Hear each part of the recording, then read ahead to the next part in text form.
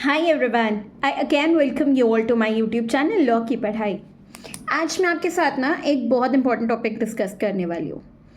अभी रिसेंटली दिल्ली के इलेक्शंस हुए हैं, तो मैंने सोचा कि आपसे ना कॉन्स्टिट्यूशन के बारे में बात करूँ।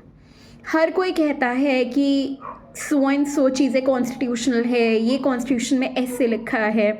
जनरली पॉलिटिशियंस के मुंह से आपने सुना ही होगा कि कॉन्स्टिट्यूशन में इसके बारे में ये लिखा है, कॉन्स्टिट्यूशन में उसके बारे में वो लिखा है, ऐसी सब चीज़ें, राइट। अब कॉन्स्टिट्यूशन क्या है, हमें ये जानना बहुत ज़रूरी है, क्योंकि जब तक हमें ये नहीं पता होगा कॉन्स्टिट्यूशन क्या है, हम ये समझ ही नहीं पाएंगे कि उसके अंदर लिखा क्या है, राइट। हम बेसिक्स पे काम करेंगे ना, तभी हमारी नॉलेज इन डेप्थ होगी और हमारी नॉलेज में पावर होगी, राइट। सो आज हम सिर्फ और सिर्फ ये जानेंगे कि कॉन्स्टिट्यूशन क्या होता है। तो कॉन्स्टिट्यूशनल लॉ के बारे में ना B.R. अम्बेडकर ने एक बहुत बहुत बहुत अच्छी बात बोली थी। पता है क्या? उन्होंने कहा था कि constitution is not merely a lawyers document but it's a vehicle for life. It's a vehicle for life. मतलब क्या?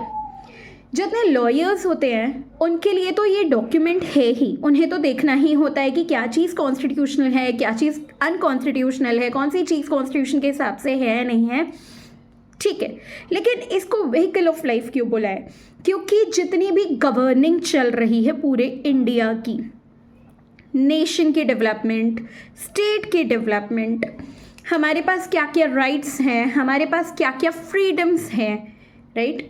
स्टेट की क्या ड्यूटी है, स्टेट की क्या रिस्पॉन्सिबिलिटी है, हमारे नेशन के प्रति क्या ड्यूटीज़ है, फंडामेंटल राइट्स, इमरजेंसी के provisions, amendment to the constitution, किस टाइप के लॉज बनने चाहिए, किस टाइप के लॉज नहीं बनने चाहिए, हर चीज़ ही तो कॉन्स्टिट्यूशन में दी हुई है।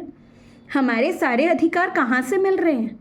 क्या आपको लगता है हमारे को सारे अधिकार लॉ से मिल रहे हैं? सिर्फ नहीं, हमें बेसिकली जो ओरिजिन है सारे अधिकारों का वो है कॉन्स्टिट्यूशन। अगर कोई भी लॉ कॉन्स्टिट्यूशन के साथ इनकंसिस्टेंट हो गया ना, तो लिटरली उस लॉ की कोई, अगर मैं देसी भाषा में बात करूँ तो कोई औकात नहीं रह जाती। तो हर एक लॉ को अगर कॉन्स्टिट्यूशन के हिसाब से अगर वो लॉ कंसिस्टेंट है तभी वो लॉ माना जाएगा। अगर इनकंसिस्टेंट है कोई भी प्रोविजन तो वो प्रोविजन सीधा सीधा इनवैलिड हो जाएगा। हमारी डे टू डे वर्किंग ही गवर्नमेंट किस तरीके से फॉर्म होगी, राइट।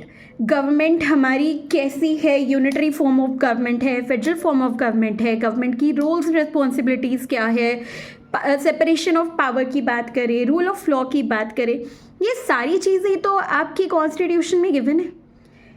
हर रोज़ की अगर हम बात करें, रोज़मर्रा की बात करें, तो रोज़मर्रा में किसने किस तरीके से फंक्शन करना है, सब कुछ ही तो आपका कॉन्स्टिट्यूशन बताता है। इसीलिए तो डॉक्टर B.R. अम्बेडकर जी ने बहुत सही बात कही कि constitution is not merely a lawyers document, it's a vehicle for life, right. दूसरी बात, कॉन्स्टिट्यूशन को लिविंग डॉक्यूमेंट कहा है। लिविंग डॉक्यूमेंट क्यों? जिस तरीके से हम रोज़ सांस लेते हैं उसी तरीके से हम रोज़ कॉन्स्टिट्यूशन के हिसाब से जीते हैं। ऑलरेडी इसके बारे में मैंने अभी एक्सप्लेन किया है।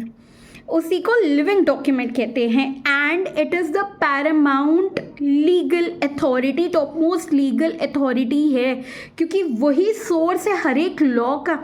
इवन अगर आप सुप्रीम कोर्ट की बात करो, इवन अगर आप हाई कोर्ट की बात करो, उनकी पावर्स, रिट्स, ये सारी चीज़ें ही तो कॉन्स्टिट्यूशन में डिफाइंड हैं, राइट। तो इसीलिए constitution the most important authority है पूरे के पूरे इंडिया की। एंड इसके बारे में मैं और आपको बहुत सारी चीज़ें हैं, पॉइंट वाइज मैं आपसे सारी चीज़ें डिस्कस करूँगी। So just wait for my next video, ठीक है। नेक्स्ट वीडियो में मैं आपके साथ फीचर्स ऑफ कॉन्स्टिट्यूशन करूँगी and definition of constitutional law करूँगी, ठीक है। चलिए, टिल देन टेक केयर, मिलती हूँ अपने नेक्स्ट वीडियो में। अगर आपने मेरा यूट्यूब चैनल को लाइक शेयर एंड सब्सक्राइब नहीं किया है तो प्लीज़ कर लीजिए like share and subscribe and stay tuned for my next video. Till then, take care. Bye bye.